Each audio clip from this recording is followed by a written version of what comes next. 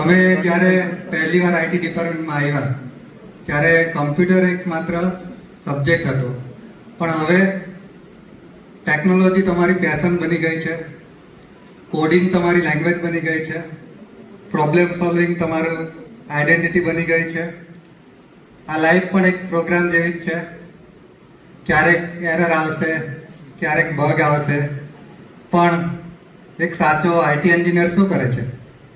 Debug કરે છે, fix કરે છે અને ફરીથી રન કરે છે. મને ગર્વ છે કે તમારા જેવા વિદ્યાર્થીઓને ભણાવવાનો મને મોકો મળ્યો. તમે અહીંથી માત્ર ડિગ્રી લઈને નથી જઈ રહ્યા, પરંતુ તમારા ફેમિલીના સપના, તમારા ટીચર્સની આશા અને તમારા મહેનતનું ફળ લઈને જઈ રહ્યા છો.